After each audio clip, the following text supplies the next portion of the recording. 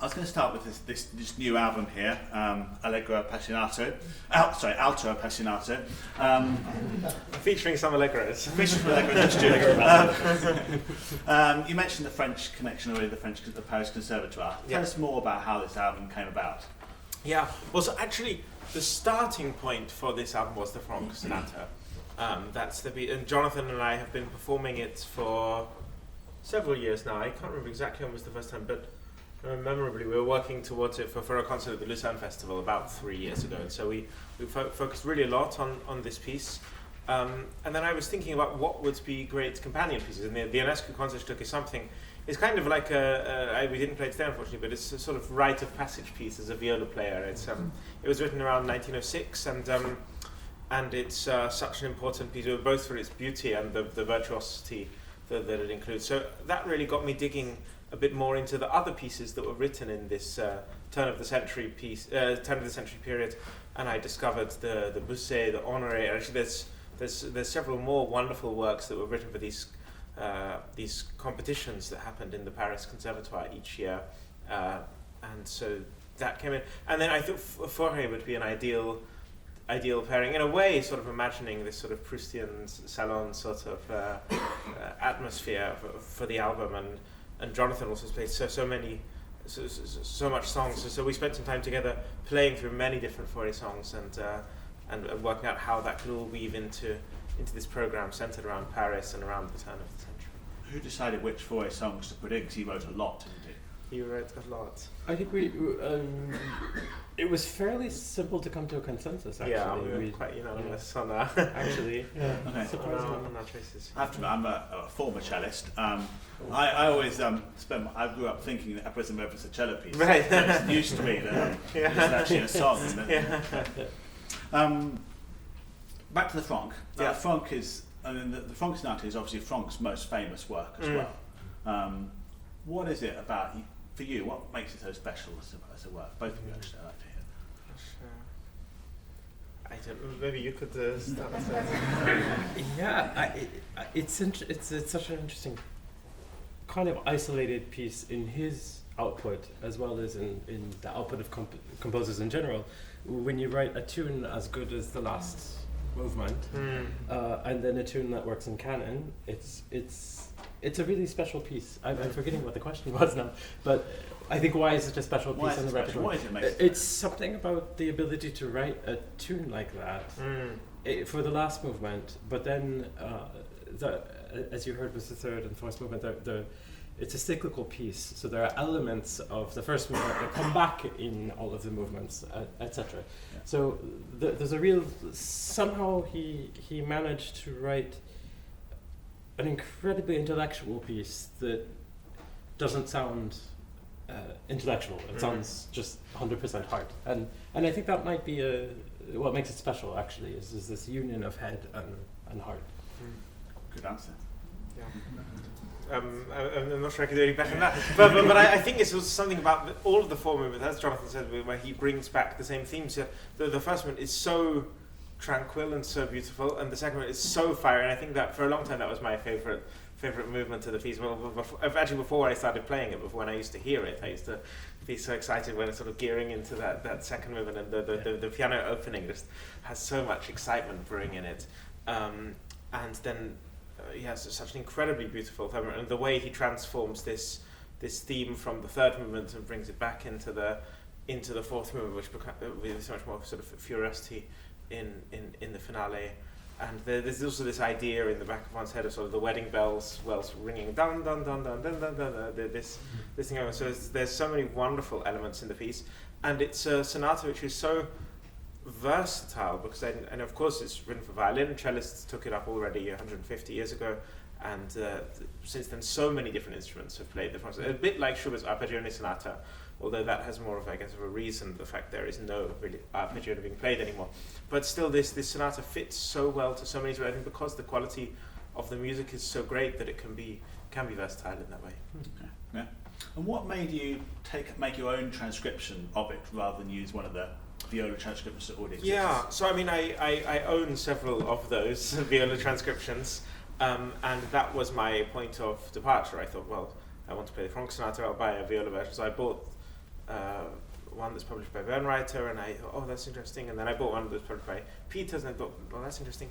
And then I was looking at the first print of the violin edition, and I think different violists who made those versions adapted to their feeling, their instrument, their technique, and my feeling was, I suppose, in a sense, the same, that I was adapting it to what I felt came out best about the music, but also I was trying to stay as close to the violin original, except in the places where I really thought it benefited from being one octave lower, either for the resonance or occasionally to really use the C string. Like there's a couple of slower moments where I really go right to the bottom of the instrument. But in general, I play more or less the violin version. Do you adapt the piano part in any way, or is that exactly as written? It's exactly the notes as written. Yeah. What about the have you played any of those four-way songs with singers? I have, yes. You have? Yeah. And how is it, as a pianist, accompanying a viola player as a singer, obviously he doesn't need to breathe like they do. What other differences are there? Of course, you don't have the words, but I mean, one thing that Tim, we played Schumann Die Stille, but I think that was maybe the first thing we played in 2018, 2019. Yeah. And Tim has this ability to kind of simulate consonants with the articulation and also I think vowel color on the viola. And I'm not sure, I'm sure you do it consciously and unconsciously. And it's really, in some respects, you asked how different it was. It's not so different because I feel like the meaning of the text is still very present. Of course, there's no breathing, but I'm not sure that I feel that it's that different. Mm.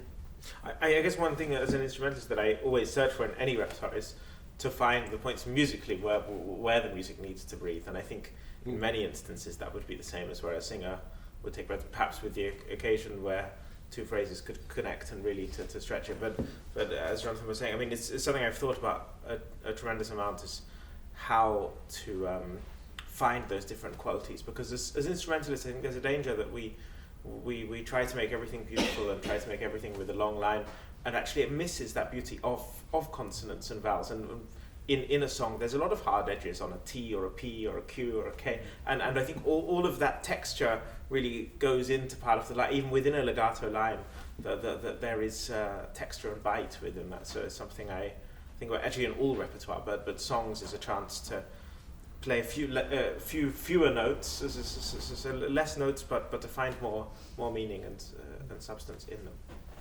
Fantastic. Now this is your fifth disc with Harmonia Mundi. Right. And you've also made other big discs with other people, some concertos elsewhere. Yeah. I know you've appeared with string quartets on some chamber music string quintets as well. Yes. I've got two questions I want to ask actually. Okay. So the first one is, how important is that variety of concertos, solo playing or duo playing in chamber music in your life? I love it. I mean, there's I love that variety, and all of them give me different things. Of course, there's a certain there's breadth of sound when you play with a symphony orchestra. There's this body of sound that you have behind you, which I think nothing else can really emulate. And the repertoire has this. It's just a very, very different feeling, and also the spaces in which you tend to play with symphony orchestra. You play in very, very vast space, which I enjoy a lot. But also, on the other hand, it's so wonderful to play chamber music also in a very small settings, and in very small rooms and chambers, and everything from duos with piano to a string duo, or totally unaccompanied, or a string sextet or an octet, and each of them gives a different thing. And I think particularly as a viola player, of course I do tend to make a few arrangements, but there's not, so you can't really approach Haydn or Mozart so much as a viola player. So particularly in that sort of chamber music setting, you get something which you can't get another way. And I love the different roles which a viola can take, from everything from being a bass line, as in a way Debussy uses sometimes in his sonata with viola, flute and harp, or to being a sort of very virtuosic, to being just some textural filler which you almost hardly notice, and yet it's so important that it's there. And I love having that variety in my musical diet in a way. Yeah, fantastic.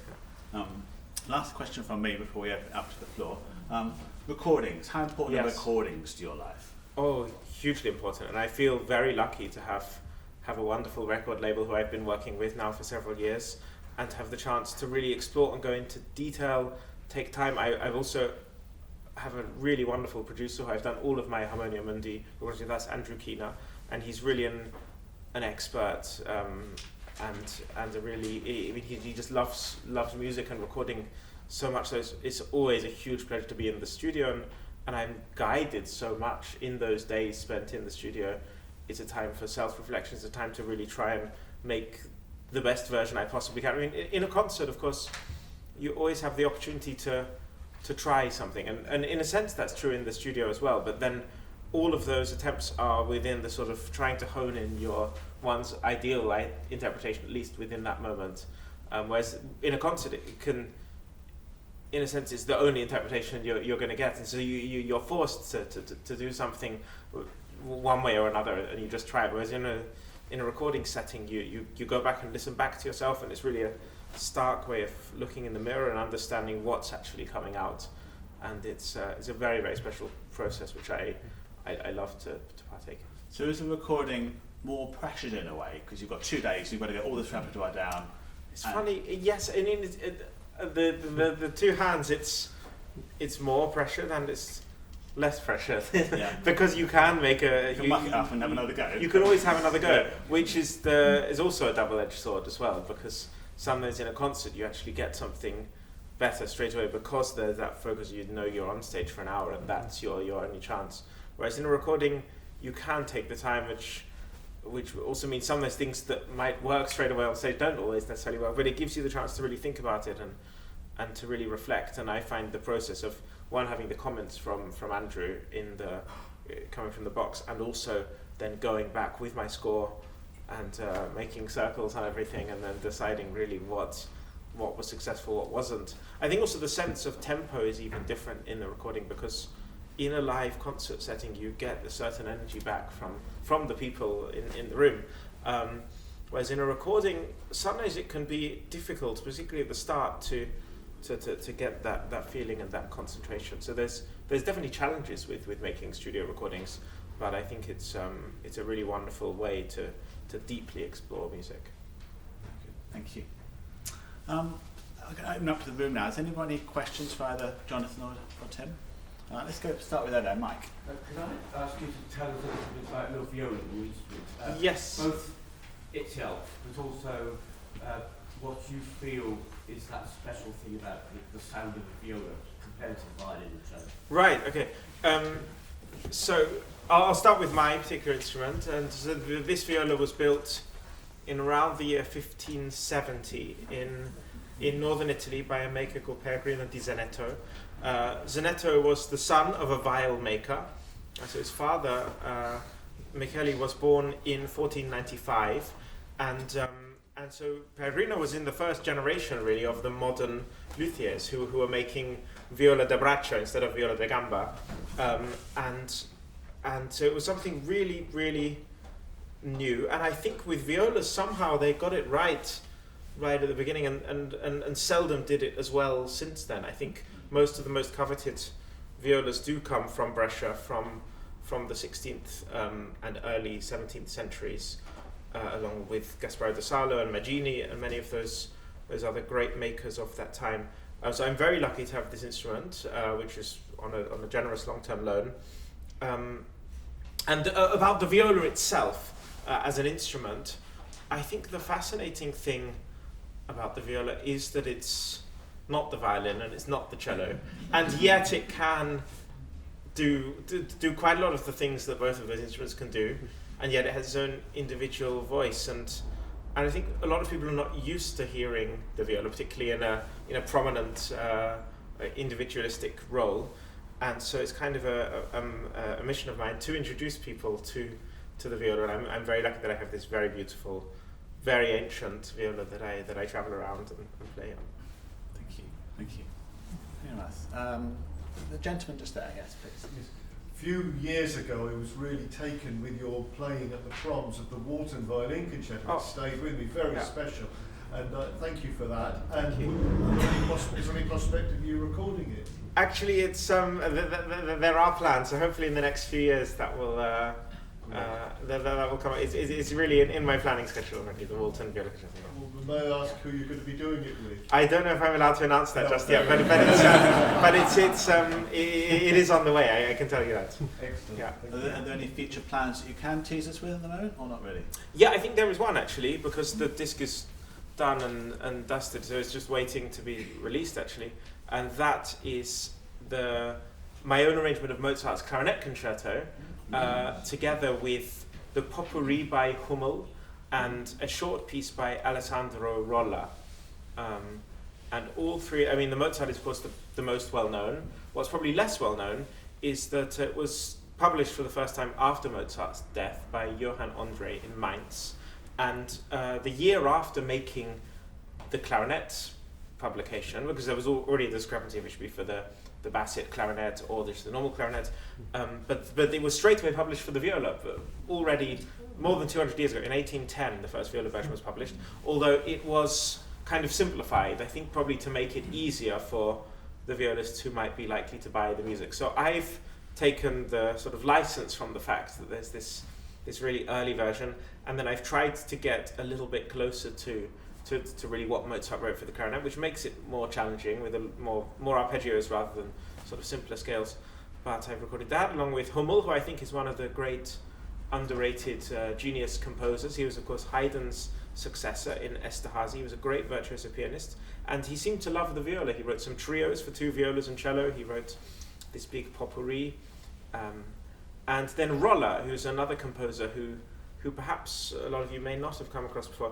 He had an extraordinary long life. He lived to be over 80 years old, and he started off as a viola player in the court orchestra in Parma, and then he became a violinist some years later and the concertmaster of the Orchestra della Scala, and then he became the conductor of La Scala and the director of the Conservatorio di Milano. Wow.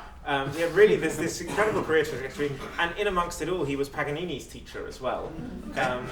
And he conducted many premieres of Mozart works in Italy, many Italian premieres of Mozart, and also some very important opera premieres at La Scala during his life. And this is a very short example of his work. It's a divertimento for viola and string orchestra, but he's really a very charming, very creative composer who wrote 12 viola concertos.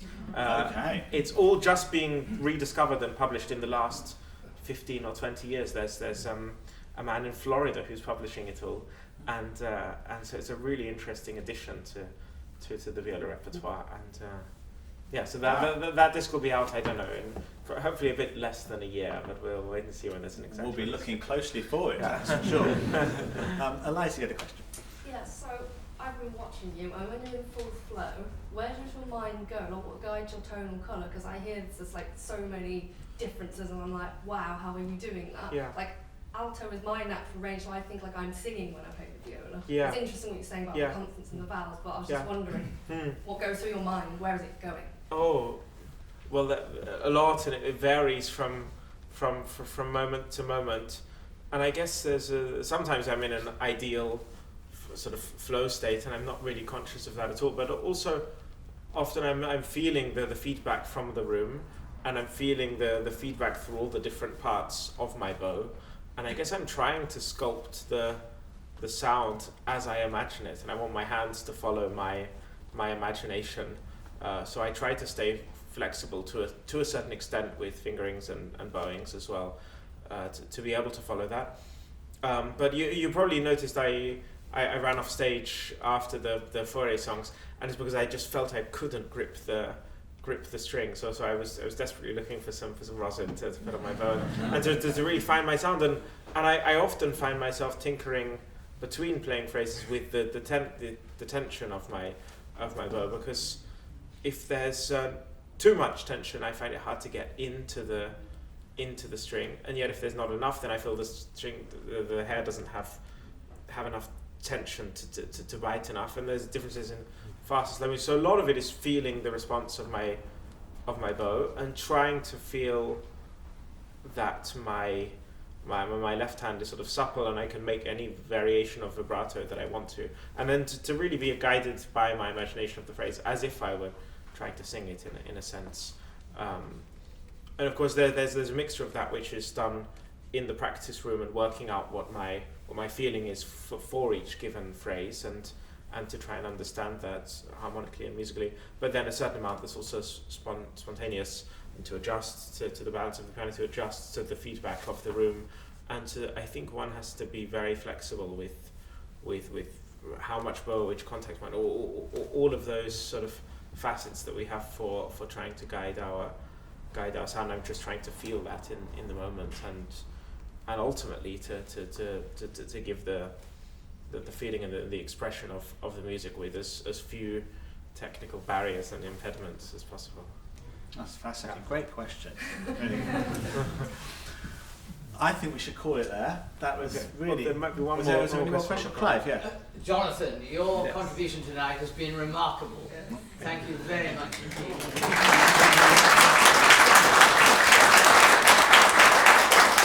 Particularly your piano arrangement for the third of the 4 songs. Oh, Where thank did you. that brilliance come from? Well, Fauré, actually. It's almost. Have you arranged that? Oh, it's almost entirely Fauré's, and of course Tim has adjusted some registers here and there, but yeah, it's Fauré is a composer who I did a complete 180 on. When I was young, I really couldn't stand the music somehow, especially the late Fauré gets a bit complicated, but I've really in the last I guess 10 years now really fallen in love. I think it's some of the most interesting. It's very subtle, especially the later works, but yeah, I'm a big fan. So Thank you. yeah, thank you. Yes. Whether you had enough for us or not, your forward tonight was beautiful. Both of you, it's really stunning. Thank you. Thank you. Okay, I'm gonna let Tim go, but he is around to sign some CDs. This is the CD. We have CDs on the sale. Do please make your way and buy one if you'd like one. We'd love you to have one, and I say Tim and Jonathan will happily sign that for you, I'm sure. Absolutely. So let's just give Tim and Jonathan another huge thank you.